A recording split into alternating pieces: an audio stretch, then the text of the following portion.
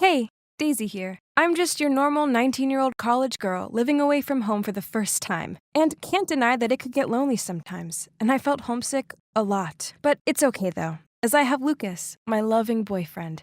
Okay, yeah, his family is well off, so he always treats me to nice places and buys me nice gifts. A few months ago, he told me to move in with him in his family's mansion. And I've agreed. But don't get me wrong, I'm not a gold digger at all. I just had no other choice. It all started one night when thieves broke into my apartment while I was asleep. It was terrifying. I knew they were ransacking my living room and stealing my TV and laptop, but I'd rather stay put to protect myself. After that, I didn't want to be home alone at all anymore. Lucas, too, was worried for me, so one evening he told me, "Daisy, I think you should come live with me, at least until you find a roommate." Wow. I wasn't expecting that, but I guess it made sense. I felt a bit awkward about it, though, as I've only been to his house, or should I say his parents' mansion, a few times. And although there was plenty of space, and his parents adored me, but I didn't want to feel like I was intruding. Sensing my apprehension, he continued, "I've explained the situation to my parents, and they're cool with it." I smiled at him and replied, "Well, okay then, but it will just be temporary." Before I moved in with Lucas and his family, I felt very anxious. I wasn't sure if I'd be able to adapt to their lifestyle, and I didn't want to upset his parents. I worried a lot, but not once did I think my trouble would be with the maid. Yep, you heard me right. On my first day at the mansion, a cheerful woman immediately ran towards me and greeted me. Mrs. Harris introduced her to me. "This is our maid, Sarah. She's been with us for years, so if you have any problem, just ask her. We're all family here. Make yourself comfortable." Then Sarah quickly grabbed my suitcase and smiled at me. "Miss, let me help you with that. I'll show you to the room." It was so strange having someone else do stuff for me like this. I could just smile back and follow her upstairs. That made me feel so welcomed here, and how nice this maid was. Maybe we could be friends. But suddenly, a thump cuts off my thoughts. It was Sarah. She'd thrown my suitcase to the floor, then said, "What on earth do you have in there? Carry it yourself. Your room is down the hallway to the left." And she walked off. What was that? Did I do something wrong? I quickly picked up my stuff in confusion. I didn't want to make an enemy of anyone here, especially not on my first day. So after I unpacked my stuff, I went down to the kitchen to help her prepare dinner. She was still so grumpy at me and told me to just get lost as I'd only be in her way. I remained persistent as I really wanted to resolve whatever her misunderstandings about me were. Eventually, she gave in and said, "Fine, you want to help? Go dice up all of those onions." "Yes, sure, but all of these?" I asked her while staring at a basket full of onions. "Are you going to help me or not?" she said sharply. I replied, Okay, don't worry, I'll do it." I tried starting up a convo with her, but she just rolled her eyes at me. Meanwhile, the onions were giving me hell. My eyes were burning and tears were streaming out. Ouch! When I finally finished, she stared at my swollen eyes and said, "If you're that upset about living here, you could just leave." "It's the onions," I told her. She smirked as she took them off me, then walked straight to the trash and threw them away, saying, "You took too long. I didn't need it anymore." What? My face dropped, but I was far too exhausted to argue with her anyway. That's when Lucas and his parents came down for dinner. Sarah quickly set up the tables, then called me over with a bright smile as she pulled out a chair for me. "Miss Campbell, please take a seat. Dinner is ready." Was she for real? I couldn't keep up with her constant change in personality. After dinner, I approached Sarah while she was doing the dishes. "Look, I'm sorry, but did I do something to upset you?" "Yes, you sure did. You waltz around like you own the place, but you're nothing more than a parasite. And I won't let you worm your way into my home." Before I had time to process her words, she grabbed an expensive-looking marble plate and smirked at me as she dropped it onto the ground. Then, with a piece of broken plate, she quickly slit her hand and yelled out loud, "Miss, I'm so sorry for vexing you, but you shouldn't have broken this. It's Mr. Harris's favorite plate." Hearing the crashing sound, everyone quickly gathered in the kitchen and stared at me for answers. I immediately explained, "No, it's not like that." But Mrs. Harris said, "It's okay. Let's help Sarah first." Then she led her off to get the first aid kit. I grabbed Lucas's arm. "Babe, I really didn't do that." He reassured me with a smile. "Daisy, don't worry about it." "You don't understand. Sarah did it on purpose and blamed me." He laughed as if he'd just heard something ridiculous, then said, "No way! I bet it was just some sort of misunderstanding. Sarah is really nice. Don't worry, you two will get close in no time. Now let me clean up this mess. You go and relax." I felt frustrated and fed up, but I reluctantly went back to my room. This girl was definitely onto me. But for what reason? Over the following weeks, her vendetta against me continued. She washed my white clothes with colored ones, then intentionally threw away my stuff and made out she mistook it for trash while cleaning my room. She put extra hot chili flakes in my food, then rushed over with a glass of water when I started to choke, and so on. Worse still, Lucas and his parents wouldn't hear a bad word said against her. They were completely oblivious to how crazy she was. I didn't understand why she hated me so much. Was she jealous of me or something? All right then. If she wanted to play with me, then game on. So I decided to spy on her to catch her red-handed and show everyone her true self. My chance to expose her finally arrived. I was passing her room and I saw her holding a watch. I recognized it. It was Mr. Harris's. She looked shifty as she placed it into her drawer and hid it underneath some of her clothes.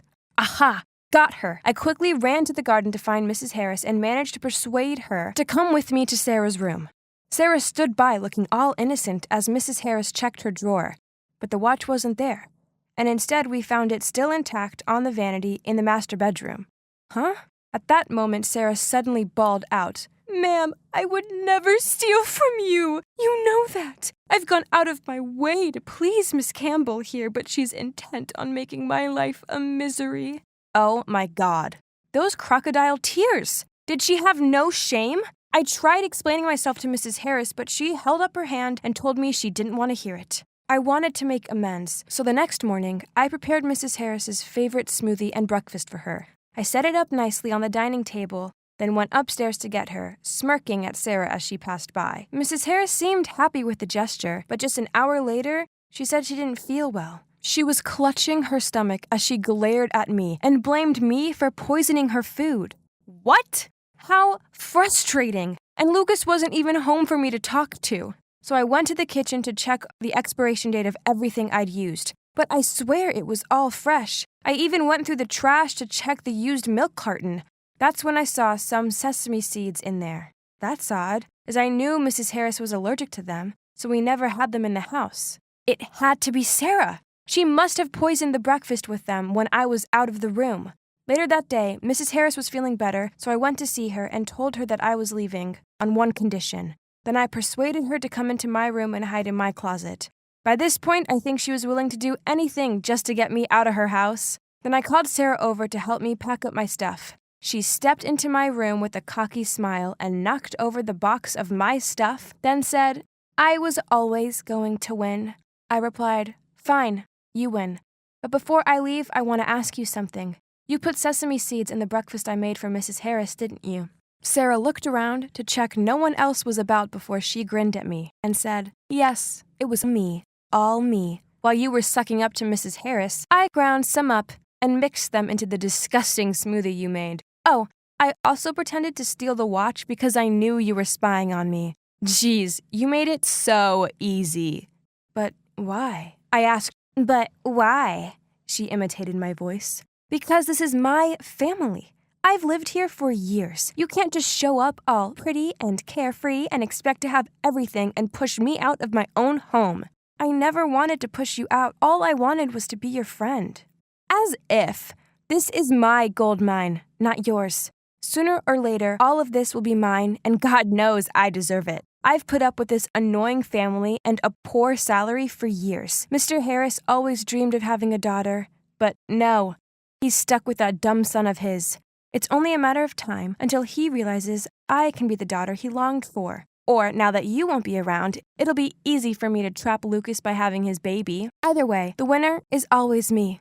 Suddenly, the wardrobe doors burst open and out emerged Mrs. Harris looking furious. She pulled Sarah's hair and dragged her out of the room. Wow, who knew the mild-mannered Mrs. Harris could be so kick-ass? I guess everyone has a hidden side. Anyway, this proved my innocence, and Sarah was kicked out right on the spot. Then Mrs. Harris apologized to me and insisted that I should keep staying with them. I thanked her for the offer, but politely declined. As I felt ready to leave and move in with my friend, I was just relieved that she'd learned the truth and that Sarah had gone once and for all. So, Lucas and I are still together and are very happy. Yes, it was annoying he didn't believe me at first, but he's such a sweet and trusting guy that he'd never expect someone could be capable of such horrible things. But hey, that's just one of the many reasons why I love him. As for his parents, well, I still visit them sometimes. I even cook for them now and then, but thankfully, there have been no more sesame seed incidents, and there's no more crazy maid to contend with.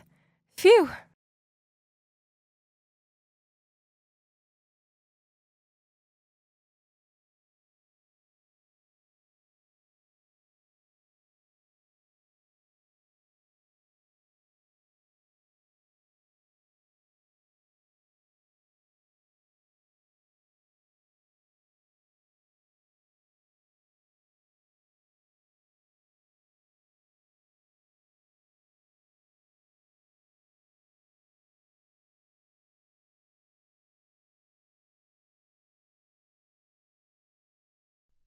Ugh, look at them flirting.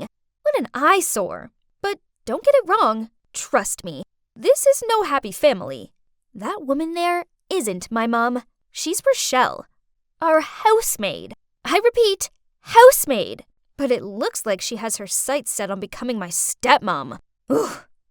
We only hired her because after my mom passed away, Dad and I struggled to deal with our grief, and our clumsiness as well, so tidying the house didn't take priority. I suppose Rochelle was an okay maid. Can't deny that she's a good cleaner, and her cooking is tasty. However, recently, I've noticed that she always cooks Dad's favorite meals. Also, they laugh and flirt and constantly give each other these gooey-eyed looks. Yuck! Today, she even took out her handkerchief and attentively wiped my dad's sweaty forehead. Who does she think she is? She definitely wanted to hypnotize Dad. If she thought she'd have a slot in this house, she was totally wrong. I needed to do something about this. I had to talk to Dad right away. Dad, Mom didn't pass away that long ago, but it looks like you've already lined up her replacement. Didn't you hurt Mom enough by reconnecting with your ex right before she died? What do you mean replacement? Brittany, you're being childish and unreasonable. I don't know, and I don't care. But I want Rochelle to get out of our house immediately. She's for sure trying to get something out of you. Okay, fine, if you insist. But make sure you find a new housemaid to replace her. Ugh. So it turns out that finding a new maid who's actually good is nearly impossible. Dozens of people came to try out, but none of them were as considerate as Rochelle. Okay, after all, we still needed a maid, so I reluctantly let Rochelle stay until I found someone new. This didn't mean I was going to let my annoyance for her slide. I decided that while I was stuck in the same house as her, I may as well play some tricks on her to let out my anger. When she decided to cook, again, the divine chicken soup that my dad loved so much, I kindly added a little salt to make it more savory. But somehow, my dad still praised her delicious food. He must just be flattering her, right? So I tried it for myself. What? How could she do that? It tasted amazing. Ugh. Another time, I copied this trick I saw on TikTok by sticking layers of food wrap on Rochelle's door, then acting like there was an emergency. Quick! The oven is making weird noises. I think something's burning. Rochelle quickly ran out of the room and I couldn't help but laugh my head off. Her face was really funny. She then gave me this bewildered look and smiled helplessly. Ugh. Why did this woman never get mad? Okay then, let's step it up a notch. I decided to play the ultimate trick. Knowing that Rochelle was scared to death of cockroaches, I cut a cockroach shape out of paper and put it behind the fabric of her nightlight. That night, I was dozing off when I heard a screechy scream. Ah! Coming from Rochelle's room. Aha! Success! But she was so terrified that she fainted. Oops! Do you know what the most annoying thing is? Even after all the trouble I've caused her, Rochelle was still super sweet to me. She was always offering me cookies and asking me about my day and stuff. I felt like she was trying to play the role of a mother. And I didn't like that at all. She couldn't fool me. I knew she only put up with me to please my dad. Thanks to Rochelle, I could never be at ease, even in my own home. But recently, a very special person has come into my life and lit up my mood. It was totally by chance. That day, it had rained like crazy, so there were puddles everywhere. I was on my way home from the grocery store when a car drove whizzing by. I thought I was going to get a free bath, but then suddenly, an arm pulled me back and shielded me with his body. Just like in a romantic movie, standing there was a boy, soaking wet, asking if I was okay. Aww, he had totally swept me off my feet. We walked together for a while, and he told me his name's Chris, and he lives in the next neighborhood. That's it! I needed to find a way to impress Chris and also thank him for helping me. So, after some careful thinking, I decided to bake him a cake. I'd seen Rochelle bake before. It looked easy peasy. So I baked one and gave some to my best friend Sue to try. But she spat it out and said, "Ew, gross." I sadly sat in the kitchen, staring at my pathetic cake, and wondered where I'd done wrong. That's when Rochelle stepped into the room. But to my surprise, instead of laughing at me, she patted me on the shoulder. Come here. I'll teach you how to cook. Rochelle was a good cook, so I'd be stupid not to learn from her. This doesn't mean I like her, though. I just want to win my crush's heart. So after that, each day after school, Rochelle gave me a cooking lesson. Okay, so maybe she wasn't as bad as I first thought. We tried out different recipes together and came up with our own perfect formula. And finally, I could bake a lovely heart-shaped chocolate cake by myself to confess my love to Chris. And you know what? He said yes. I was so deeply in love with Chris that I totally forgot about my conflict with Rochelle. Chris often came over to my place. My dad and Rochelle loved him. So now, besides my dad's favorite food, Rochelle also makes Chris's favorites too. She's incredible. She could remember everything Chris loves and hates, even the trivia, like he's allergic to peanuts. We were just like a family, and I have to admit, it felt kinda good. And then, out of literally nowhere, the shock of my life happened. My dad passed away from cancer.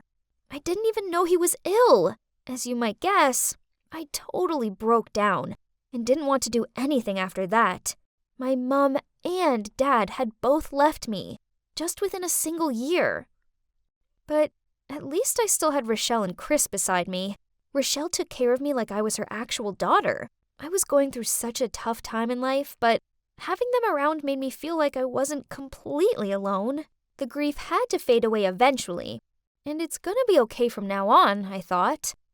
Until one day, I was baking cupcakes when my dad's lawyer appeared and showed me the will. Turns out, my dad had left the house to me, but only on the condition that I had a guardian, some woman named Laura. Huh? That's odd. I don't know anyone named Laura, but wait, I think I've heard this name from someone. Oh, my mom. When she was in her last days, Mom once told me that my dad had been talking to his ex again, and her name was Laura. Could it be her?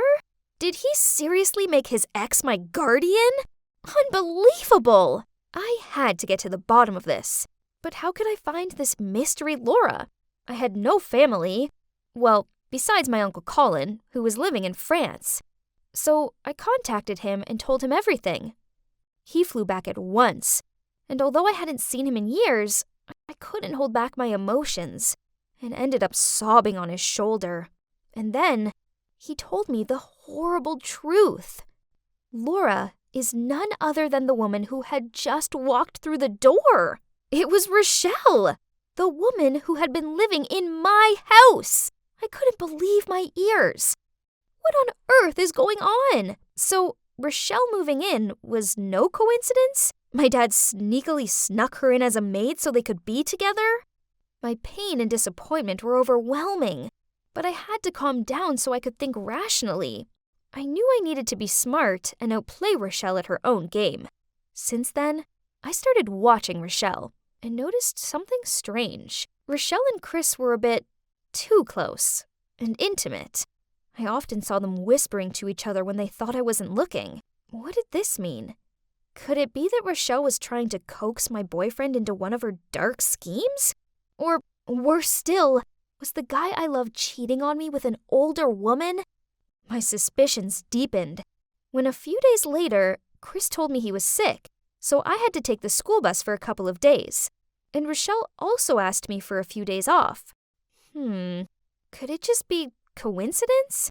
I didn't think so, so I decided to be a detective for once.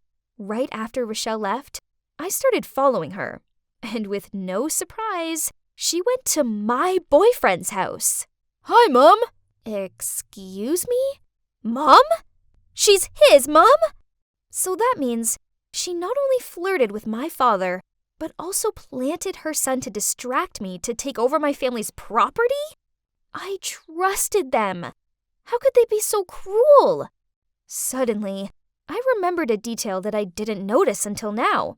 After eating the food she'd cooked, for some reason, my father became weaker and weaker and eventually passed away. Did she poison him? If that's the case, then she really is a poisonous snake in human disguise. I immediately broke up with Chris and fired Rochelle, then went home and told Uncle Colin everything. At least I had him on my side. Now what we need to do is refute her custody of the property. I'll take care of everything, and you just have to do what I say. Then, Uncle Colin helped me prepare a lawsuit against Rochelle and her son for fraud. Those two will pay the price for what they did to my father and me. Oh, but the thing is, now Rochelle didn't live here. It felt so empty. I was so angry with her, but I also found myself missing her too. I loved and trusted her. And Chris too. And feelings like that don't just vanish overnight, but when I was still thinking about it, there was the lawyer. Again! And he was accompanied by Uncle Colin. What's happening now? Miss Brittany Jensen hereby transfers the entire estate of 25 Oakwell House to Mr. Colin Jensen, as signed by both parties. Huh? Signed? When did I sign that? I snatched the paper and shouted, "Scam! I never saw this paper! Uncle, what is this? Please say something." I don't know. Just follow the legal documents. No, no, no, no! So Uncle Colin was just pretending to care, when really he just wanted to trick me into signing over my house? Oh God. Thinking about it, it must have been that day. The day where he gave me a bunch of papers to sign, claiming that they were about me suing Rochelle and Chris. OMG, the lying con! At the time, I'd been so upset that I only skimmed the first page without looking at the following ones. I was too careless. From tomorrow, Miss Brittany Jensen will have to return all assets to Mr. Colin Jensen. You have 24 hours to prepare. I tried shouting at my uncle, and then I tried reasoning with him, but he didn't care. He just smirked at me and told me that he was just taking what was rightfully his. Ugh, what a vile man. So now, I have nothing left. I was kicked out of my own house and deceived by my own uncle. I don't know why I accidentally passed Chris's house just as he opened the door to take a delivery, and our eyes met. I turned and started to run away, but Chris caught up with me and grabbed my hand. Even after the awful way I treated them both, Rochelle and Chris still invited me inside and made me dinner. I ashamedly told them what happened. Then Rochelle told me everything. It turns out that my father found out that he had cancer a while ago, but he didn't tell me because he saw how upset I was after losing Mom, and he was afraid I would worry too much. Rochelle saw his health deteriorating and figured out what was wrong, so she volunteered to take care of him because she still cared for him. But as a friend, nothing more. As for the will, my dad understood Uncle Colin all too well and didn't trust him, so he gave custody to Rochelle. But unexpectedly, in the end, I still stupidly fell into his trap. As for Chris, I really didn't know you two knew each other until you brought him home. But at that time, I didn't want to confess I was his mother and affect your relationship. I'm sorry, Brittany. Britt, please stay here with me and Mom. We'll get through this tough time together, okay? That's right, darling. No matter what, we'll never abandon you. I'm sorry. I misunderstood you both. It's okay. Everything will be fine from now on. You'll never have to do this alone. Yeah, every dog has its day. This is totally not wrong. My life is nothing like my previous wealthy one, but I have something that my conniving, vulturous uncle doesn't have, and that's people who love and care about me. What my uncle did was wrong, and Rochelle and Chris are helping me to make a legal case against him. As for now, well, I still haven't given up on my passion for cooking, and still practice with my master every day. And you know what? I just won first prize at the city cooking competition. Right, I better go, as I have a big treat planned for Dad, where have you been? I was so worried. Go away. Don't touch me. I froze on the spot, not understanding why my once kind-hearted father was being so cold toward me. I snapped out of my daze and tried helping him forward, but he flinched me away. My eyes started to tear up, and I didn't know what to do. Then another woman appeared. She quickly helped him up and smiled at me. Don't worry, sweetie. I'll take care of him. Excuse me? Who was she? My mother had barely been put in the ground, and Dad had already moved on? I couldn't watch any more of this, so I quickly left the room. How could things go downhill this quickly? My life used to be so simple and perfect. I had a loving family. I was always on top at school. People always complimented me on how I inherited both the beauty and intelligence of my mom and dad. But then a traffic accident happened and took Mom away from us. Ever since then, my polite, well-mannered, loving dad changed into a cruel, bitter drunk who seemed to despise me. Ugh. The next day, I arrived home from school with the worry about what state my dad would be in. But, why was Uncle Alfred on my doorstep? I invited him inside, and there was Dad, slumped on the couch, surrounded by empty beer cans. As soon as he saw us, he slurred out and started throwing the cans at us. Uncle Alfred then took me to dinner so we could have a talk, and I couldn't help the tears as I blurted out how bad things were at home. He patted my arm and said, Your father's been through a lot. I think it's best if we give him time to sort himself out. I think you should come live with us for a while. So that's how I ended up living with Uncle Alfred, Aunt Madeline, and my cousin Charity. At first, everything seemed fine. As bad as it sounds, it was a relief to be away from Dad and to be able to properly process my thoughts for once. I was so grateful to Uncle Alfred for giving me a second home. But then he went away on a business trip, and everything changed. I was walking back to my room when Charity appeared in her doorway and tripped me up. As I stumbled and landed on my hands and knees, she snorted out, "Yes, that's right. Bow down to your queen, you hideous peasant. You should know your place in this house." Ugh, that girl was such a pain. Since her dad went away, she wouldn't quit tormenting me. It's ironic that her name is Charity, but she doesn't seem kind at all. I'd had enough of her cruel jibes. This had just got personal. So I angrily replied, "I know you're just jealous of me because your grades suck and you're not as pretty." Charity's eyes welled up. Then she shoved past me and ran to her mom. I followed after her and explained what happened to my Aunt Madeline. She frowned at Charity, then scolded her. Phew. Fortunately, I had Aunt Madeline on my side. Anyway, justice is served, right? Wrong, as it wasn't long before my aunt's attitude changed toward me too. One time, I was helping my aunt cook a casserole when the doorbell rang. It turned out to be an old friend of my aunt. As soon as she saw me, she happily said, "Wow, it's only been a few years, but Charity sure has grown up. The older she gets, the more she looks like Alfred, doesn't she? Look at her eyes and smile." I stared at Aunt Madeline in confusion and saw her mood immediately shift. That night when I brought the casserole dish out, Aunt Madeline took one bite, then spat it into a napkin. "You're clumsy, thoughtless, and now an awful cook?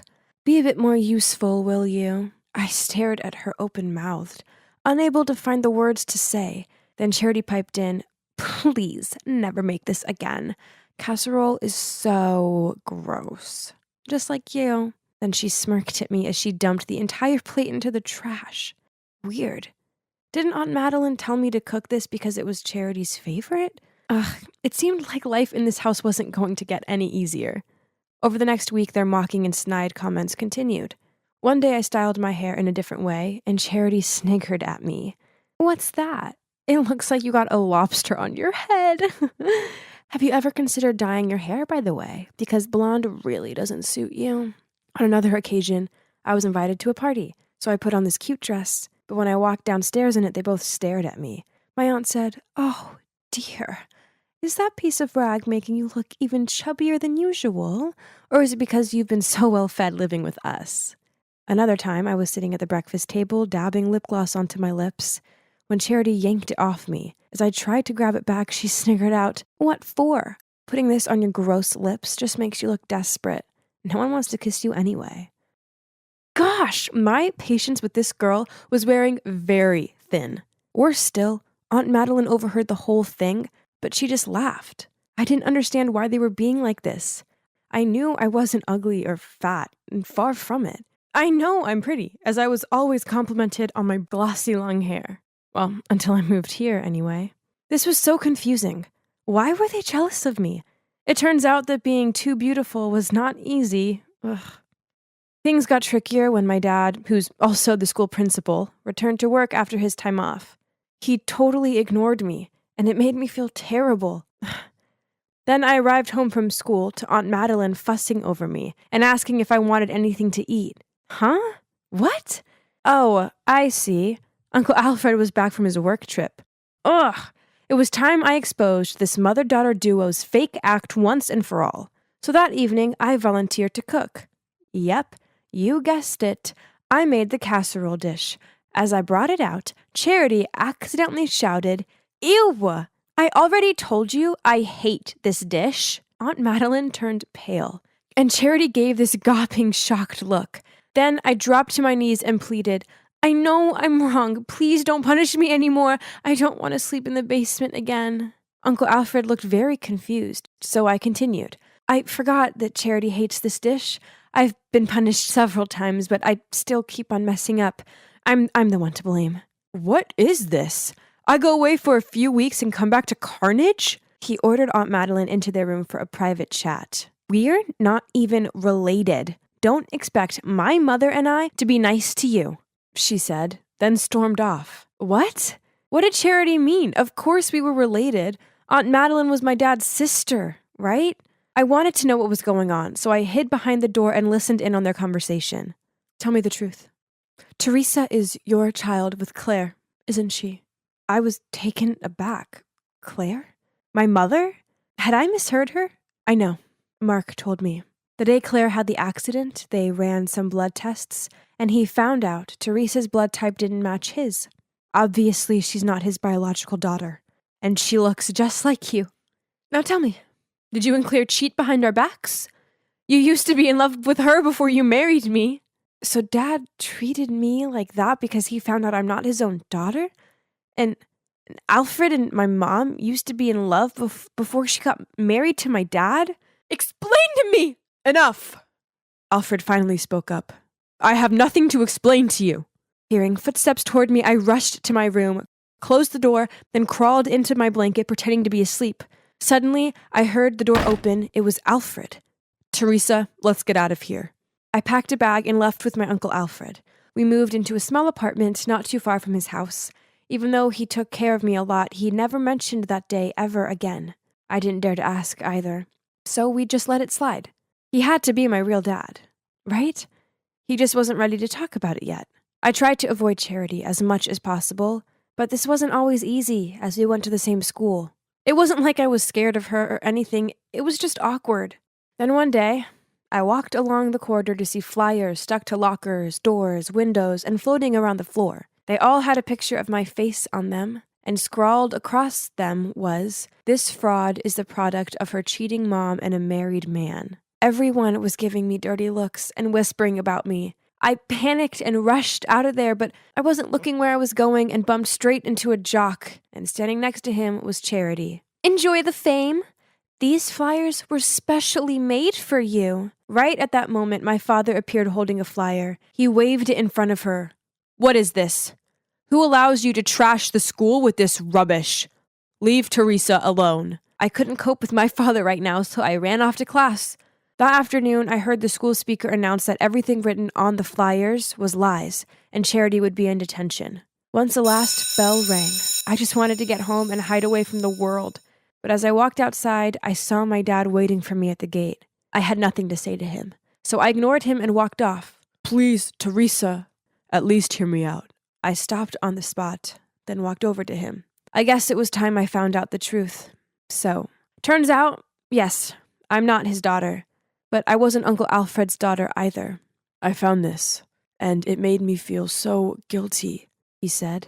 He showed me an artificial insemination certificate file. Turns out after years of trying, my parents went to run some tests, and my dad was diagnosed as infertile. Mom didn't want him to be upset, so she secretly got artificial insemination and gave birth to me.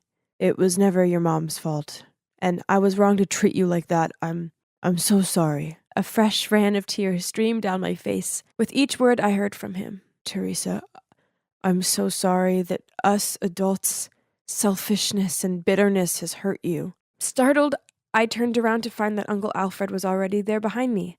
I guess he'd come to pick me up, and I didn't notice since I was talking to my dad. He must have heard the whole story. Alfred and I will do anything to make it up to you. Even if you want to find your biological dad, we'll try our best. I looked at him and Uncle Alfred, thinking, there's no need to, as I've already got two amazing dads.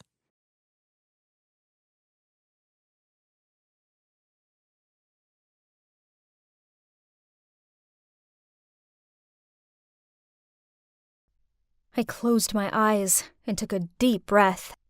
My God, I was so nervous. You see, this was my first day as an intern in this super big company. On one hand, anxiety wouldn't stop creeping up on me. But on the other hand, I actually couldn't wait to begin working in this fancy professional office. Having my own desk, my own PC, doing all the paperwork. So exciting! But, well, it didn't exactly turn out as I expected. All I did on my first day was make a lot of coffees, get everyone's lunch, and do endless printing. Oh, I forgot to introduce you to my team. This over here is Quinn, our team leader. And then the girl over there is Sadie. That guy sitting in the corner is Bob.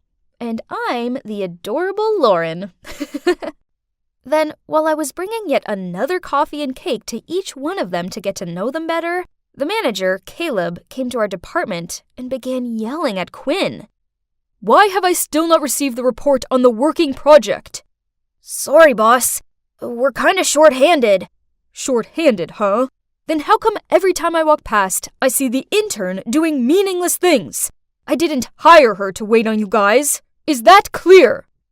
Then Caleb looked at me and said, You, intern, in my office. I followed Caleb into his office, feeling all anxious. Did I do something wrong? Then suddenly, Caleb hugged me from behind. I got so startled that I immediately pushed him away. What are you doing? You can't do that here. Sorry. Just seeing you here makes me so happy. But what's with the tense face? Oh, I never saw you yelling at somebody, so it was kinda scary. That? Oh, that's nothing. You're probably wondering why my manager was hugging me. Well, actually, Caleb is my boyfriend. You see, I was in my last semester of college. I told him that I wanted to do an internship because it would be good for me, so he insisted that I do it in his company. At first, I didn't think it was a good idea. I mean, couples that work together don't stay together, right? But he managed to convince me otherwise, so here I am. Even so, I didn't want anyone in the office to know about our relationship. Therefore, I didn't let him drive me to work, and having lunch together is also a no-no.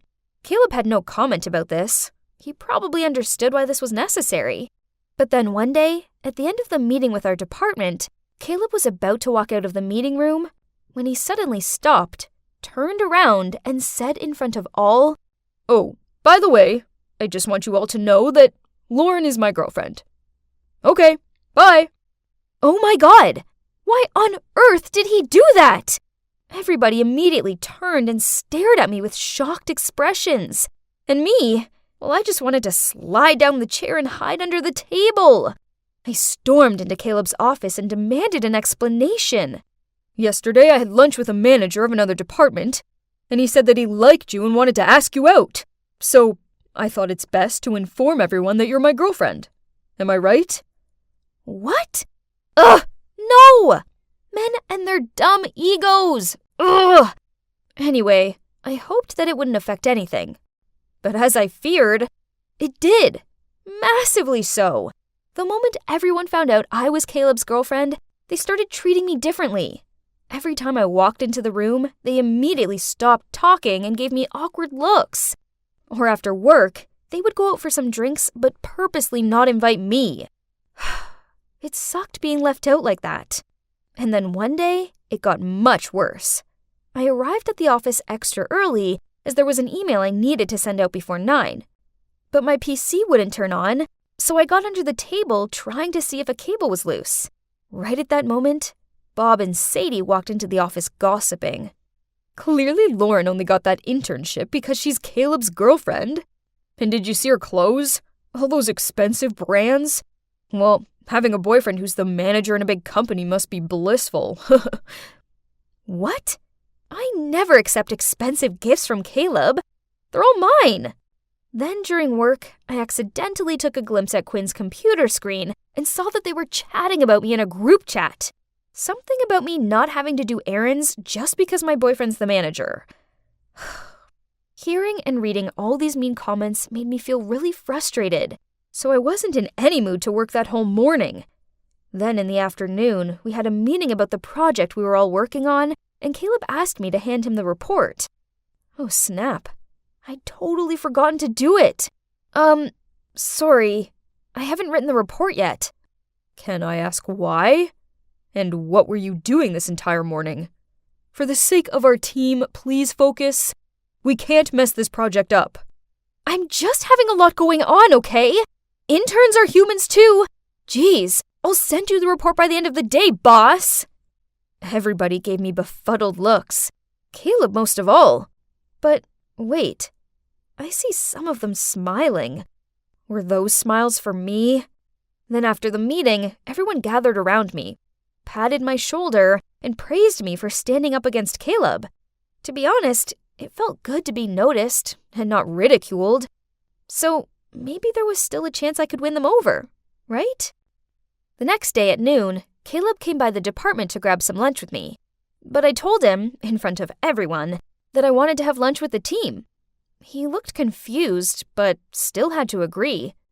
Lunch with the whole team was great, except for one thing. They constantly kept asking me about Caleb. Like, what's he like outside the office?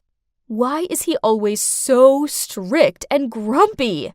I noticed that they kind of liked talking about Caleb, so I told them, oh, Caleb is such a great boyfriend. He's very attentive and is an amazing cook. But they weren't interested in that. Oh no, they just cared about his bad habits.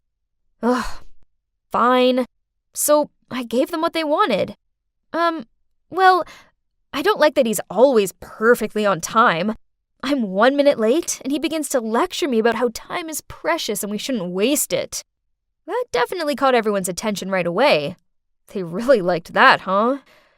I felt kind of guilty, but I couldn't deny how nice it was. That feeling when everyone was starting to like me, and it would be only this time, right? Well, how wrong I was, because every time our team went out, they started gossiping about Caleb and then looked longingly at me until I badmouthed my boyfriend. Again.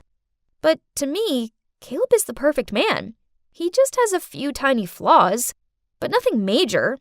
So I decided to make stuff up. He sleep talks and never brushes his teeth before bed. And he burps a lot at home. Ugh, I hated it. But what can I do? The worse stuff I told them about Caleb, the more they seemed to like me. Then one day, Caleb invited some of the other managers to his apartment for some beer. Suddenly, a guy pointed at Caleb's beer and asked him if he should be drinking that, what with his gas problem. Oh no. Then this guy told a confusing-looking Caleb that everyone in the office was gossiping about him. Luckily for me, he just shrugged and said he didn't want to hear about idle gossip. Phew, that was close. But then something terrible happened. Some of my fake rumors reached Mr. Smith's ears, the general manager. One day I walked past Caleb's office and heard Mr. Smith yelling at him. Something about Caleb resigning as manager because there was a rumor that he pushed other staff who dared to argue with him to quit. Oh no! I only made that up on purpose so the others would be afraid of him and stop talking about him. It's all my fault. So as soon as Mr. Smith walked out of Caleb's room, I ran after him and said, "Please wait. I can explain." What do you mean? I took a deep breath to calm down. Then I began to explain to him that I was the one who spread that rumor, and that it was 100% not true. Please don't force him to resign. It's all my fault. Oh, sweetie. Why did you do that? I'm sorry, Dad. I was stupid and acted like a child. It's okay. But gotta say, I'm disappointed, Lauren. I will talk to Caleb later. Hope you've learned your lesson this time, and don't you ever do that again. Understood? Yes, Dad. Then he walked away. I let out a sigh of relief when, suddenly... Dad? Are you calling Mr. Smith Dad? Oh no! I didn't notice that Caleb was standing behind us. Well, the truth was finally out. As you can see, Mr. Smith, the general manager of the company, is my dad. But nobody, not even Caleb, knew that. Then Caleb continued. Why didn't you tell me that Mr. Smith is your father? And why did you spread that awful rumor about me, Lauren? Why did you do that to me? Do I look like a fool to you? He got so mad that he was about to walk off. I quickly held his hand and began to explain. I didn't tell you Mr. Smith's my dad because I was afraid you'd feel pressured and wouldn't want to be with me anymore. Caleb didn't say anything. He just stood there silent. So I continued. About the rumor, I'm so sorry. I messed up, but please, you need to understand. From the moment everyone knew I was your girlfriend, they started gossiping about me and leaving me out. I felt so hurt and lonely when all I wanted to do was fit in. Until this one time, everyone talked to me again as I unintentionally complained about you, and they treated me like a friend after that. But they're always hungry for more gossip about you, so I had to make some up, and I eventually lost control. I'm so sorry, Caleb. Caleb let out a sigh, then hugged me. I'm sorry that happened to you in the office. I didn't know you were struggling. Next time, you have to tell me. Don't hide things like that, okay? I nodded with a smile and silently thanked my generous boyfriend. Yet I almost ruined his career just to please those talkative coworkers of mine. But fortunately, things turned out well between us in the end. Eventually, people found out that Mr. Smith was my father, 'cause, well, eyes and ears were everywhere in this company. You can't hide anything. Then they began to gossip that Caleb was only dating me because of the managing position. Man, they'll never stop, will they? But anyway, I don't care anymore. My internship soon ended, and I decided not to come back to this company, obviously. I will find a more suitable environment. But actually, the time as an intern there taught me an important lesson. That you shouldn't care what other people think of you, and just stay out of all that office drama. It's really exhausting.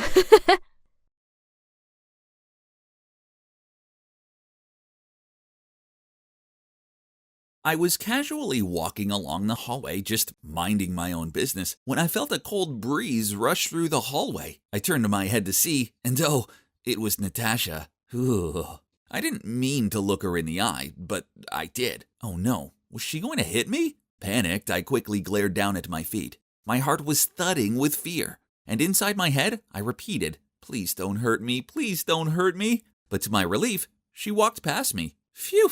Hi, I'm Marcus, and you might be wondering why I'm so afraid of that girl, right? Well, there's a reason why her nickname is Silent but Deadly. She's the tallest girl in the school, intimidating, and she never utters a word. The school was full of rumors about her. such as how the last kid who messed with her ended up in intensive care. Nobody, and I mean nobody, should ever look her in the eye, not unless they want to end up unconscious.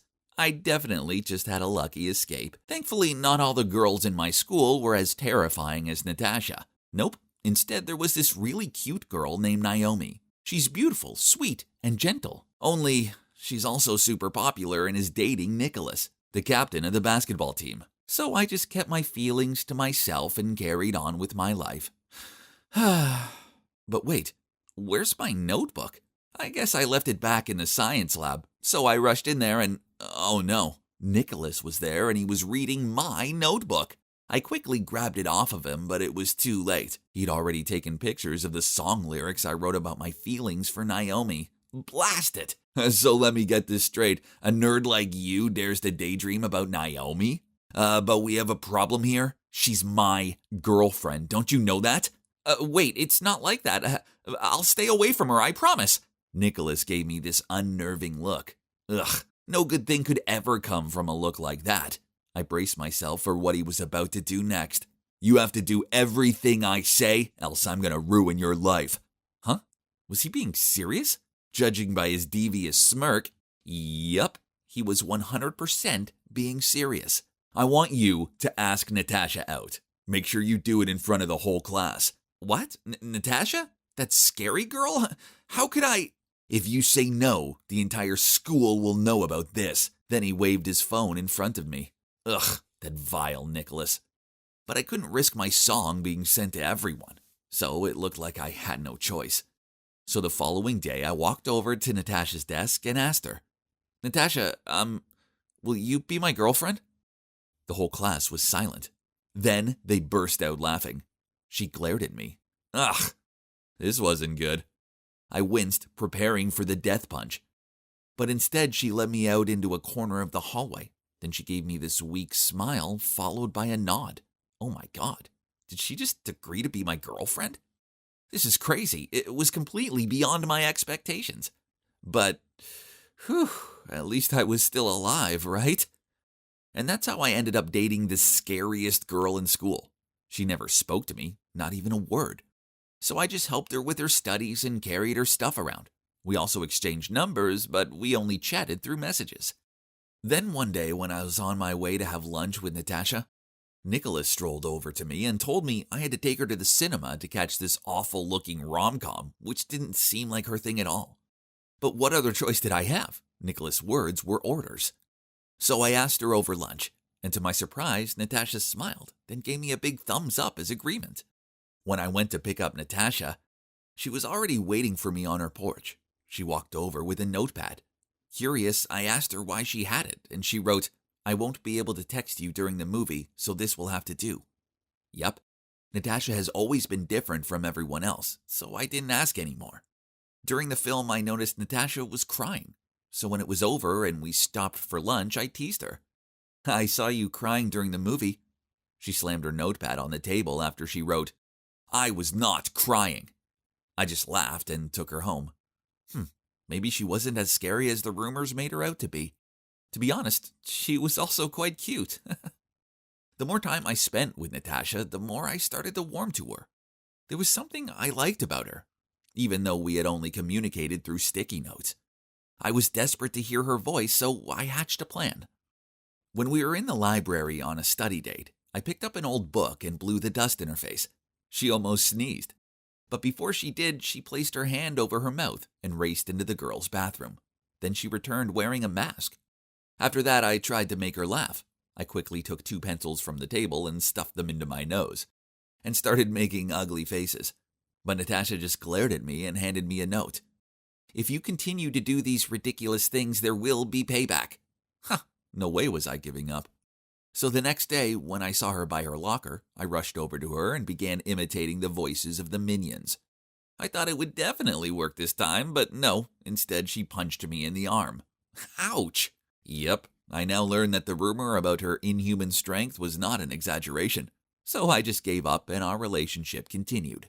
Then one weekend, when I was at Natasha's house to study, I went down to the kitchen to get a drink, just as her mom returned from the grocery store. As I helped her unpack, we started talking. She told me about Natasha's love of collecting glass art, the pieces of which filled the house. Then her mom touched my shoulder and thanked me for making her daughter happy again. Oh man, this was awkward. Now I felt super bad. To divert the convo, I asked if Natasha talked at home, but she just smiled and replied, "Natasha's such a quiet kid, right?" Then she told me how it's because Natasha's always been taller than the other kids, but she has a squeaky voice. This led to lots of teasing, and once she got so upset, she pushed a boy over and accidentally caused him to have a nosebleed. Since then, people started to shun her, so she withdrew from herself and stayed silent. Hearing this made me feel so guilty. What I was doing was wrong, and Natasha didn't deserve this. Then her mom said something that truly shocked me. In middle school, this one girl named Naomi was horrible to all. The mean comments got so bad she refused to go into school for weeks at a time. Huh? Naomi? The same Naomi I know? No way! Confused, I told Natasha's mom I needed to leave and left her looking bewildered as I ran out of there. My mind was a mess. I had a crush on a mean girl. And I'm just as bad, if not worse, after what I did to Natasha. Then my phone rang with a text from Natasha. It said, "Sorry if my mom said something she shouldn't have. You okay?" I texted back, "We need to talk tomorrow, please." So we decided to meet at her house the next day. Alone in her living room, I told her everything, including my notebook, liking Naomi and how Nicholas was blackmailing me. "Natasha, please, you have to believe me. I'm sorry I did this to you." I saw the hurt look in her eyes. Then she threw a note at me and ran to her room. The note told me to get out, but before I did, I stood on the other side of her door. "I don't expect you to forgive me, but I couldn't continue our relationship on a lie. Look, I like you, and I don't want to deceive you anymore." After that, I left, and I also texted Nicholas that I didn't care if he told everyone. I'm done being his puppet. The next day, I expected school to be intolerable, but to my surprise, nothing happened. Instead, I saw that Natasha was trying to sort out her locker. A crowd had gathered around her, and Naomi was taunting her. "How does it feel to know that even your boyfriend likes me more? He doesn't like you." Natasha carried on sorting out her books, but I could see that she was fighting back tears. Furious, I pushed past them all and told Naomi to stop. She just jokingly said, "You know, if you wanted to date me, you could have just asked. You didn't have to spend so many months suffering with this giant scarecrow. You're right, I did like you back when I thought you were a nice person. But now I know the true you. You're a coward who only feels good when it's at the expense of someone's misery. And I can see why you target Natasha the most, because she has two things you'll never have, a true kind heart and a loving spirit."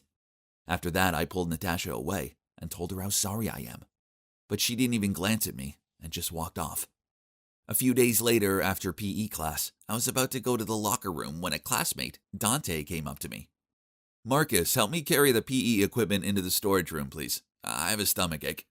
He hugged his stomach, then hurriedly ran away. Without thinking much, I packed up the equipment and carried it into the storage room. As soon as I put it down, I realized that Nicholas, Naomi, and some guys from the basketball team were waiting there for me. "Oh, well, Marcus, do you really like that weird Natasha? Didn't see that coming." Then the whole group burst into laughter. "You have no right to say that to her. Take a look at yourself." "Whoa, are you defending her?" Then she turned to Nicholas. "Babe, show him who's the boss here." Then she pulled out her phone and started recording. Nicholas smirked, then grabbed my shirt collar with one hand and reached out his fist to me with the other. I tried to struggle but couldn't get out. He was too strong. Knowing I was doomed, I closed my eyes and awaited his punch, but suddenly a loud shout came out. "Stop!" I opened my eyes to see Natasha and a teacher standing in front of the door. Turns out she overheard Dante bragging to some kid about Nicholas's plan. So she came to my rescue. I looked at her gratefully, but she turned away to avoid my gaze. Meanwhile, Nicholas hastily released my collar and lied to the teacher that we were just chatting. But of course, he didn't believe him and summoned them all to the supervisor's room.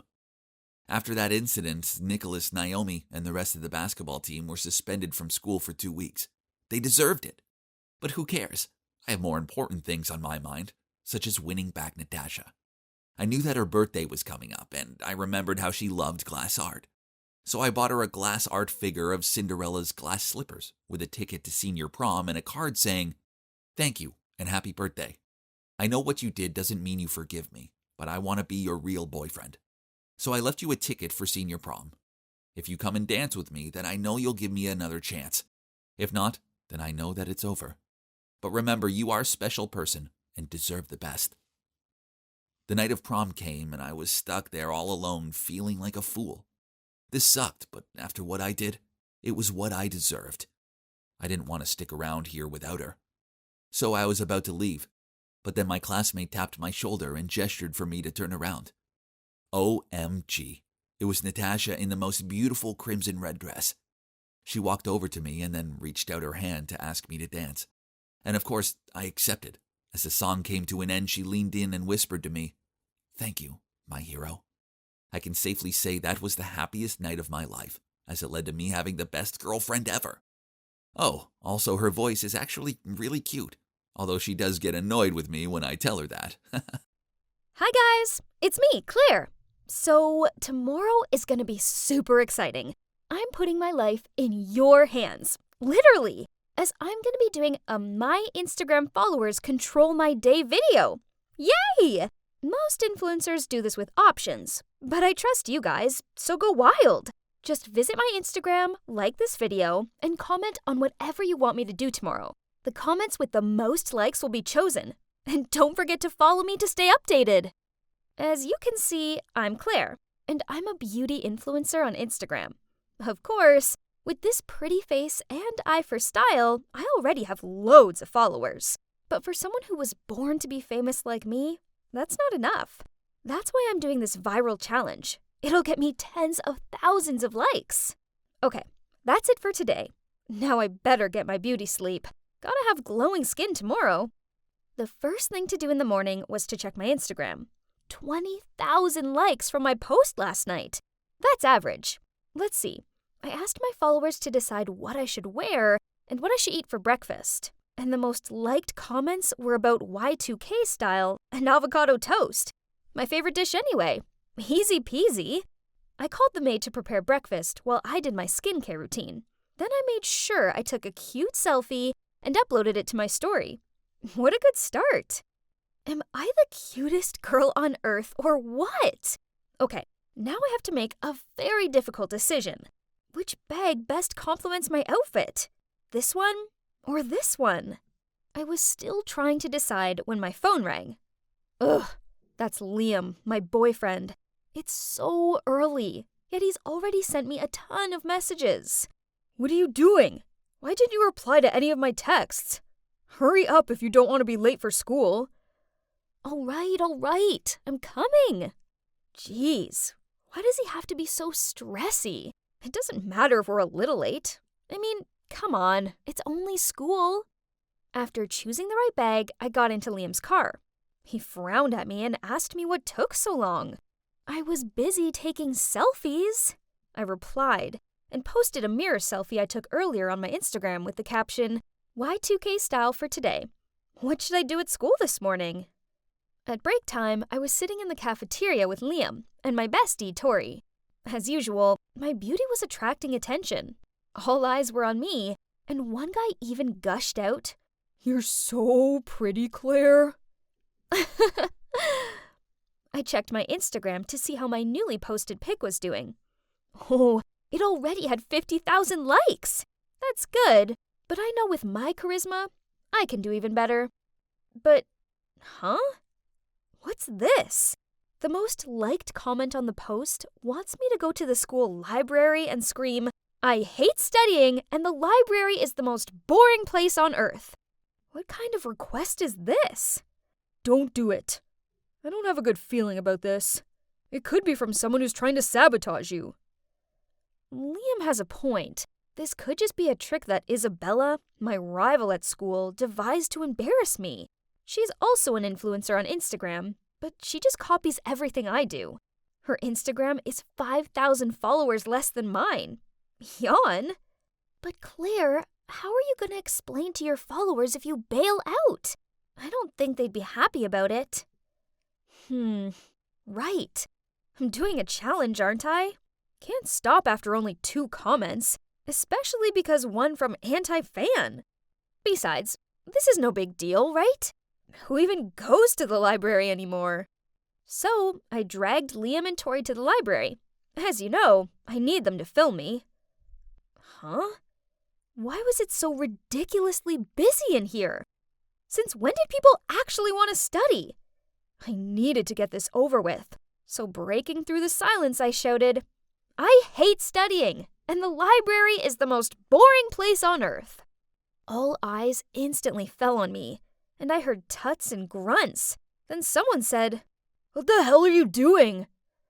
Ugh, why is everyone in here so serious? I just shrugged and walked away. At least Liam and Tori had captured me at my best angle.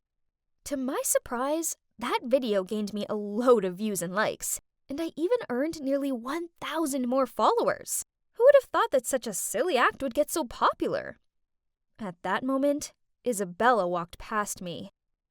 Only brainless people would scream in the library. Huh, look who's jealous now. Hey, you might as well try that. Maybe you'll get half of my followers. Isabella looks like she's about to explode with anger. But then she sneered and said, "Let's see if you're still laughing after you see what you've got to do next." Huh? What is she on about? I immediately opened my Insta to check. What? The top comment this time was from Isabella. She wants me to put a trash bag on my head and go to the mall. Ew, trash bag? I spent an hour styling my hair this morning. Isabella, you wicked witch. But, okay.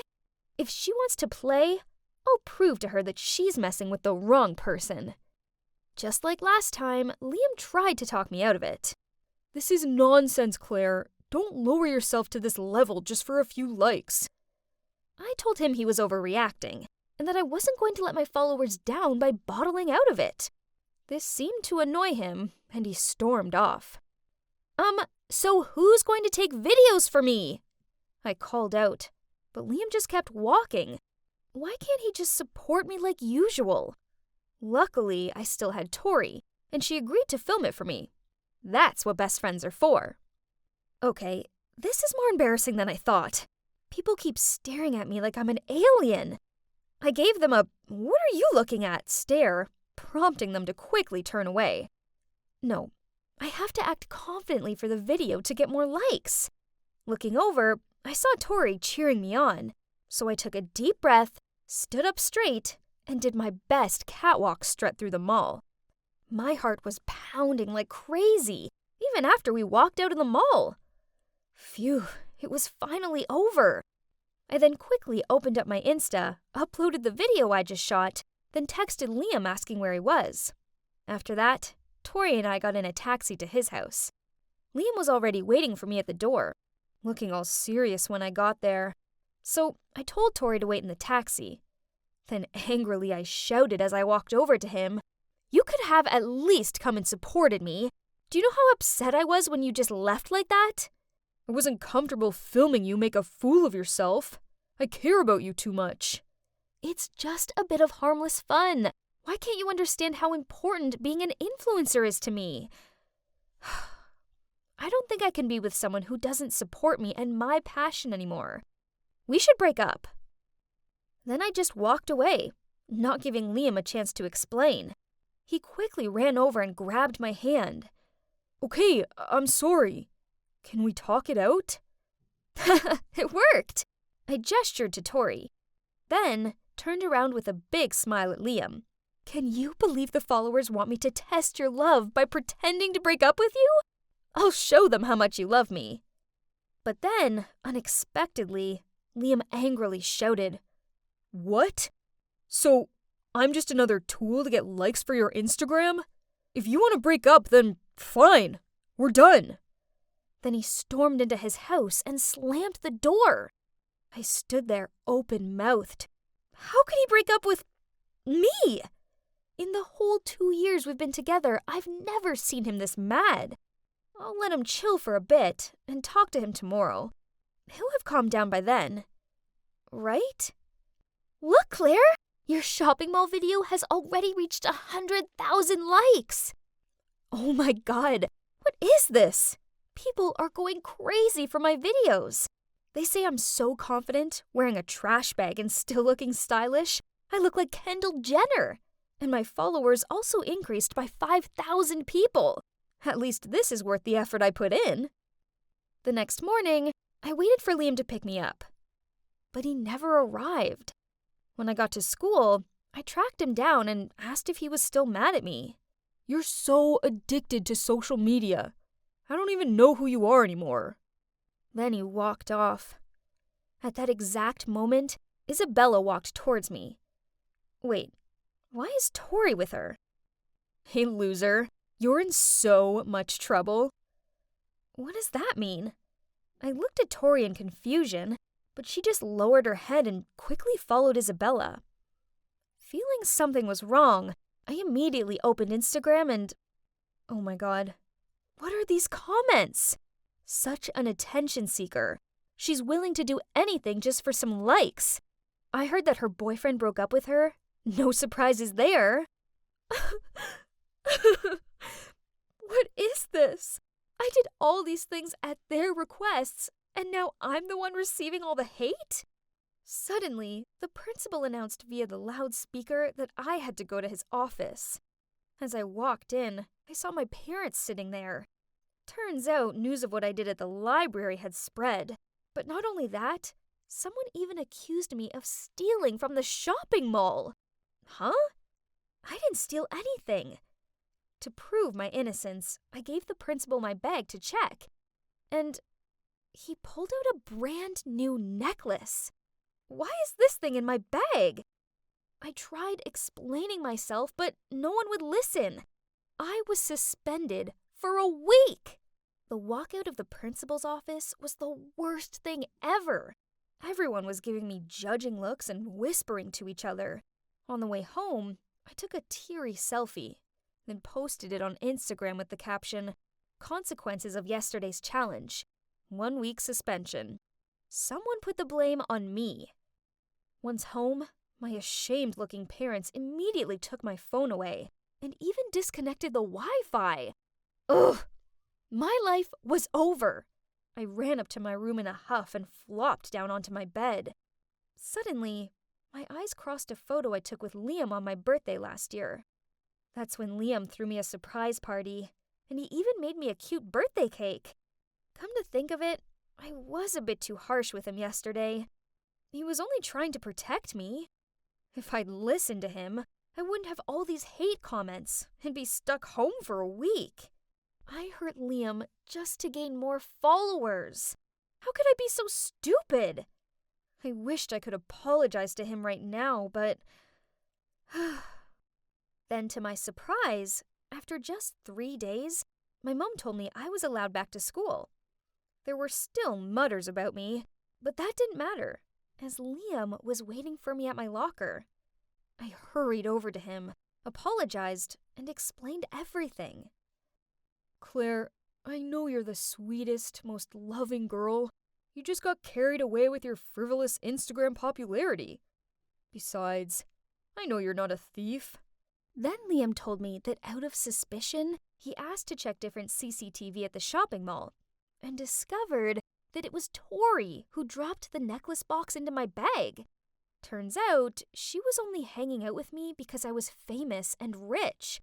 So when Isabella paid her, she turned 180 degrees, running after Isabella and playing tricks on me. Liam reported this to the principal, and now both of them have been suspended. That's it. Chasing after popularity on the internet didn't bring me any real friends, but only virtual fans, and a fake friend, sadly.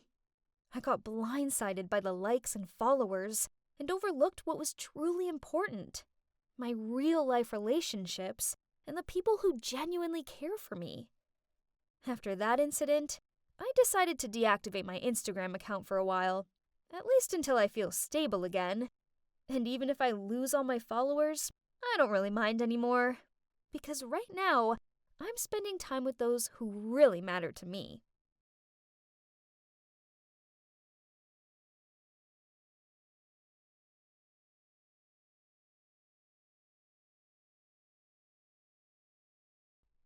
Why wasn't it working? I followed all the steps. but still, nothing. At that moment, my best friend Harry walked towards me and asked with a confused look, "Hey, what you doing?" "Hey, Harry. I'm just working on this plan to become popular, but it isn't going so well. I changed my style and posted more on social media, but I'm still not cool." You're probably wondering why I was desperately wanting to be popular, right? Well, it's all because of my annoying hiccups. Last year, I was on stage performing the play Our Town when I suddenly started to hiccup, constantly. I couldn't stop, and the whole audience started to laugh at me. In the end, they had to replace me with my understudy. Not only was it the most humiliating moment of my life, but I've also been teased about it ever since. This year, I wanted to become popular. Then everyone would forget about the hiccuping incident. If only becoming popular was easy. "Hey, you could help me." "No way! Your plan is crazy!" At that moment, the new student, Amanda, passed by, surrounded by a bunch of other students. "Why is this girl so popular? I mean, she's only been here a week." "You don't know? She's Dustin's sister. He's already the most popular guy in school. So being his sister makes her popular too. Duh." "That's it, Harry. The fastest way for me to climb the popularity ladder is to date Dustin."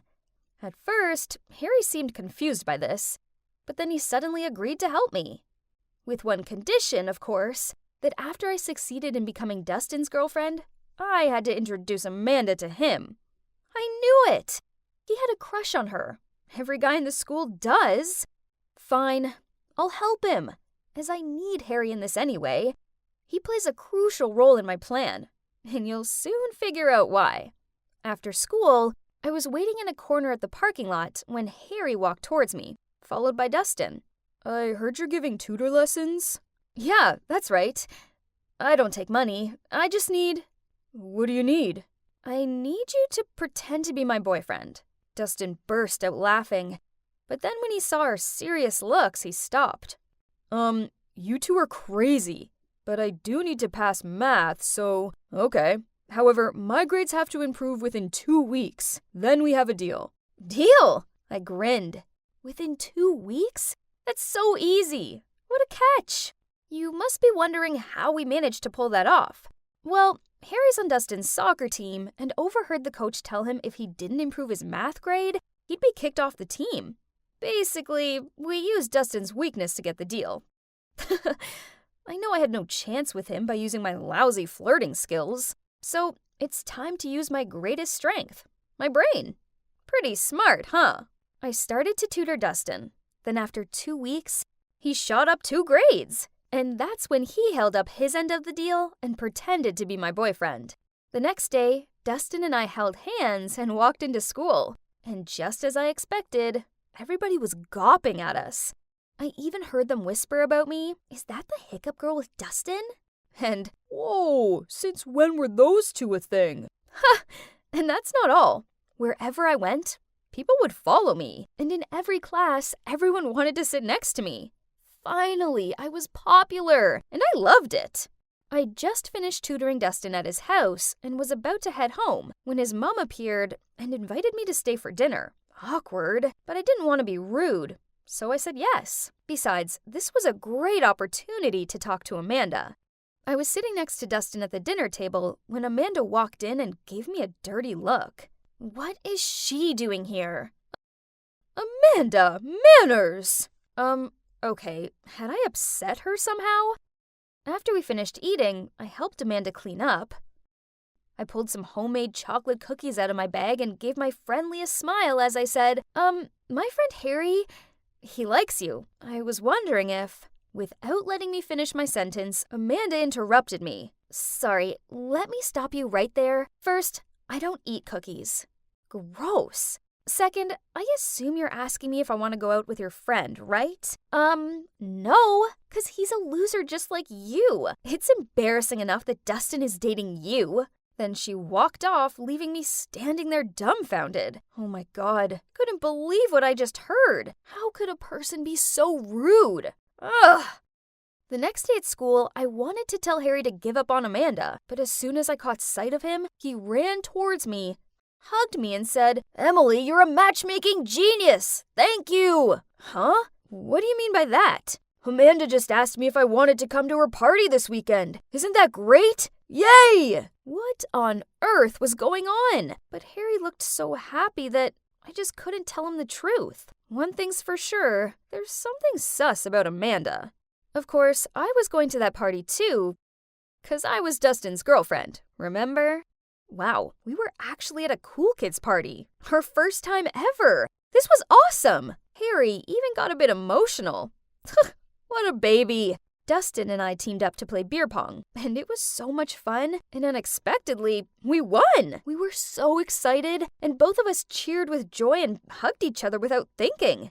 Oops, didn't see that coming. But what happened next was even crazier. Everybody started to cheer, "Kiss, kiss, kiss." Oh boy, they couldn't be serious, right? I just laughed it off and hoped everyone would stop. But no, they just kept cheering on. Suddenly, Dustin grabbed my face and kissed me right on the lips. I didn't push him away. Oh no, instead, I closed my eyes and got carried away. I even lifted up one leg. Oh, and FYI, that was my first kiss. After that, we both turned bright red and avoided eye contact. Ugh, my whole body felt hot like I was having a fever or something. Anyway, the party was everything I dreamed of and more. The next day, Harry and I arrived at school in a super good mood. But suddenly, we saw a bunch of students gathering around someone. We squished through the crowd and saw Amanda crying. Turns out, somebody from the party had stolen 2 of her mom's Fabergé eggs. Then, one of Amanda's friends suggested checking all backpacks and lockers of everyone who went to the party last night. But the chances are low. The culprit must have been able to hide all the evidence by now. Still, we should try everything we can, right? I couldn't bear seeing Amanda crying her eyes out like this. Then he gently patted her shoulder. Hey, that was smooth. Way to go, Harry. And so, we checked a few people's belongings and still nothing was found. Then it was Harry's turn. He opened the locker and, oh my God, one of the Fabergé eggs was in there. But how? He would never do such a thing. I opened my locker and what? There was the other one! What on earth was going on? Suddenly, Amanda started shouting at us. I knew it was you two! Hey everybody, Emily over here manipulated Dustin by using his weaknesses, his love of soccer and his dislike for math. Then she forced him to pretend to be her boyfriend just so she could be cool. Everybody started glaring at me like I was the villain, but I wasn't. There was a misunderstanding. I looked over to Dustin for help, but he just avoided my gaze, then walked off. I didn't know what to do, so I just stood there in shock until Harry dragged me off with him. Well, after that, I was more popular than ever. I was now known as the girl who took advantage of a guy to get popular and then stole from him. Worse, Amanda wouldn't listen to me. Harry and I were clearly framed.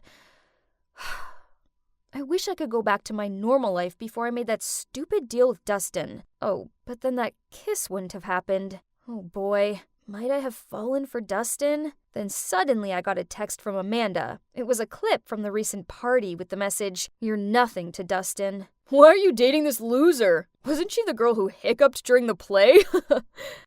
I will use her until the end of this semester. Oh my, I couldn't believe he said that. I knew he didn't like me in the way I liked him, but did he have to be so mean? The clip automatically replayed again. Ugh, watching this one time was bad enough. But wait, there was a detail in the clip that caught my attention. I rewound it and, oh my God, there were the 2 missing Fabergé eggs. The clip was recorded at midnight, but Harry and I left the party way before then. I quickly rushed over to Dustin and Amanda's house and showed them the video. I don't remember you both leaving earlier. What if you're lying? Well, I noticed your front door has cameras. If you want, we could check them. Dustin turned to Amanda and confusingly asked, Did you put those eggs in Emily and Harry's lockers? Amanda said nothing, but her head down said it all. But why would you do that? Emily didn't do anything wrong. Because I don't like her being your girlfriend. I like you. What? Isn't she his sister? Oh, Turns out they aren't actually siblings. Whew! That would have been weird. The truth is their parents were really close, and when Amanda's parents died in an accident, Dustin's family took her in. So Amanda was like a sister to Dustin, but Amanda, on the other hand, has been in love with him for a long time. I decided not to make a big deal out of it. As long as she posted a status on social media saying this was all a misunderstanding and that we didn't steal from her, and she reluctantly agreed. Afterward, I immediately got out of there without saying anything else to Dustin, but he ran after me and apologized for not defending me the other day. He just couldn't choose between me and Amanda, and then he said, That clip you saw wasn't what you think. Ugh, what's there not to understand? It was so obvious. Then what is it? Please tell me. But Dustin just stood there silent and stared down at his sneakers, just like I thought. There's nothing else to explain, so I stormed off. The next day, Amanda posted the status, and our names were finally cleared. My life is back to being boring, but it's okay, as I now know that being popular isn't what brings me happiness. Oh, and about me and Dustin? Well, a few days later, he sent me a video.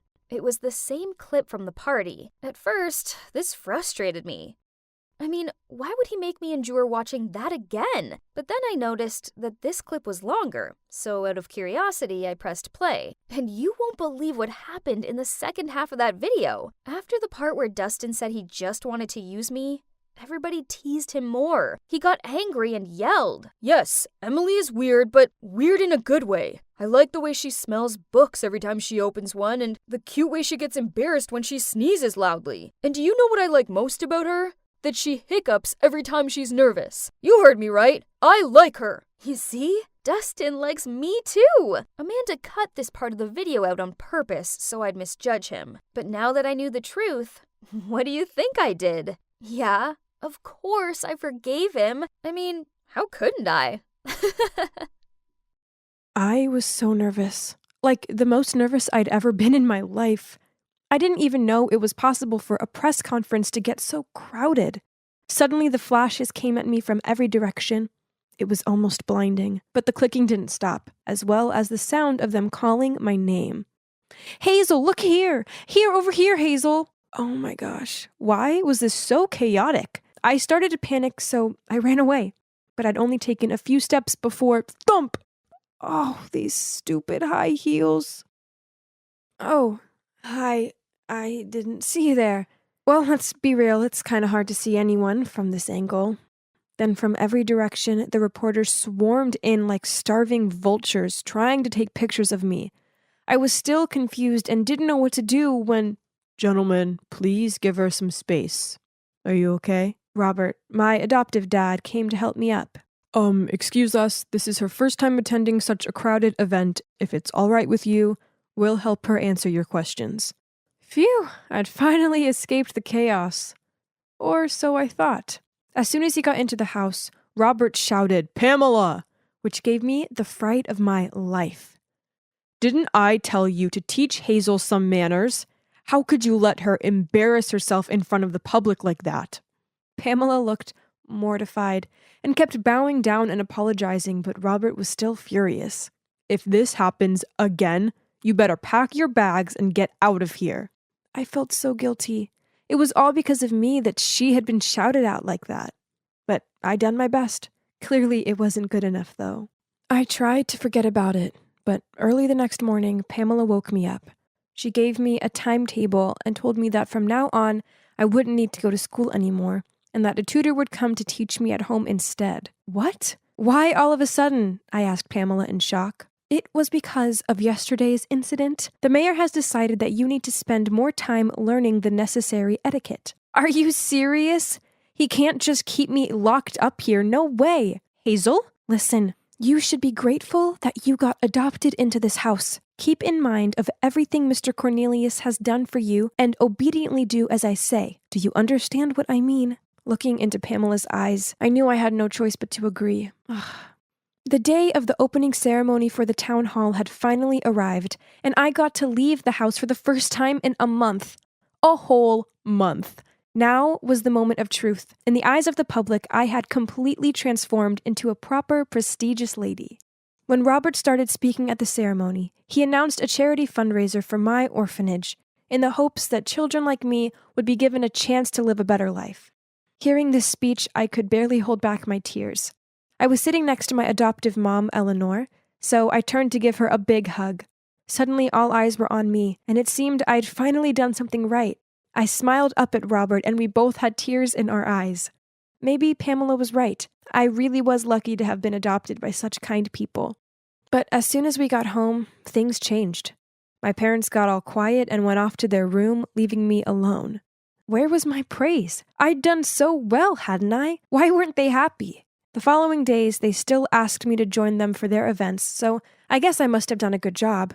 And while the media and public were around, they were all touchy-feely and affectionate towards me, constantly praising me. We must have looked like the perfect family. But the minute we got home, they'd ignore me, and if they wanted to tell me something, they'd get Pamela to speak to me. It was so flipping weird. I actually started to feel quite lonely and depressed. And even though I was living in the lap of luxury, I missed the orphanage. One day, Pamela's daughter, aka the only friend I had in this enormous mansion, Paisley saw how upset I was and asked, "Hey, so why do you agree to move into this house? You're clearly unhappy here." Paisley got me. She was the same age as me, so we were on the same wavelength. I was nervous to tell her how I felt, but I knew she would understand, so I told her everything. The thing is, I actually have a sister. She's only 8, and she's called Amber. That's why I was missing the orphanage. She was still there. She's got congenital heart disease, so after our parents passed away, the orphanage couldn't afford her hospital bills. When the mayor's family decided to adopt me, I refused because I didn't want to leave Amber alone. But then Robert offered to pay for her medical treatments if I agreed, and well, the rest is history. You see, I can't just leave. If I did, what would happen to Amber? Oh, Hazel, I didn't know. I'm so sorry. But I need to be honest with you. One time I overheard Robert and Eleanor saying that you were the perfect girl to play this role. Huh? What role? That meant, were they using me for something? It didn't make any sense, but those words kept lingering on my mind until... One time, Eleanor asked me to join her at a charity event, which she said was going to be broadcast on TV. Our job was to prepare homemade food and give it out to the homeless. I was so excited, but when I walked into our kitchen, I discovered the chefs had already cooked everything before the filming crew arrived.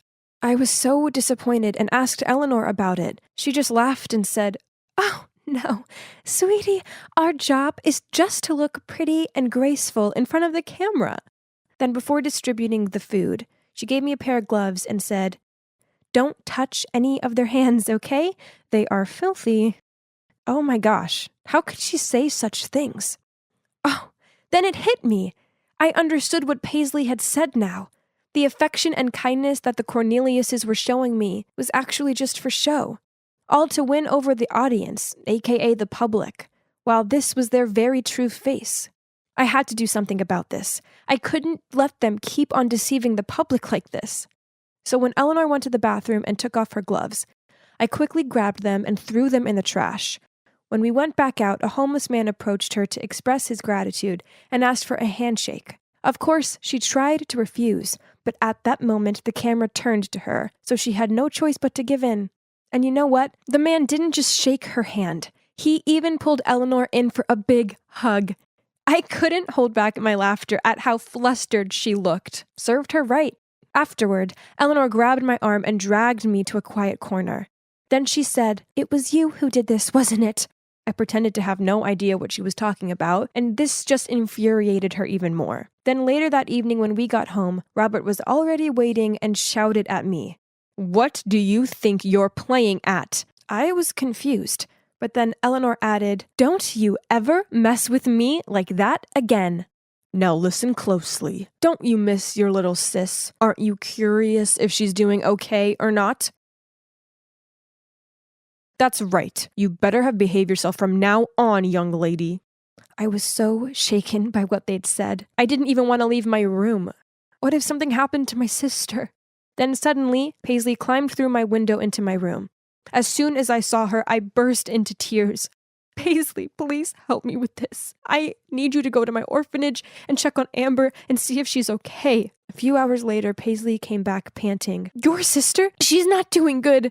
"What? But Hadn't she been receiving money for her monthly treatments? Paisley shook her head. The nuns there said they hadn't received a penny since you left. Now Amber is barely surviving. Paisley's words broke my heart. Those two had been fooling me all this time, and now my sister's life was hanging on by a thread. I had to get to the bottom of this. I walked past Robert's office, and that's when I overheard someone talking. Curious, I peeked in and saw a group of middle-aged men sitting around a table. One of them spoke up. "Hey, Robert, the election day is coming. Is that little girl still doing a decent job?" "Oh, don't worry about her. She's just a silly little kid. She believes anything I tell her, especially about her sick sister," Robert smirked. How dare he speak about my sister like that? I had to do something. I couldn't let this vicious man keep on fooling everyone like he'd done to me. So I took out my phone and started filming. "Speaking of which, how much charity money have we got so far?" $100,000, Robert said, and the room was filled with praise. "Gentlemen, by the time of the closing party for the charity this weekend, we should have almost $500,000 for the election campaign.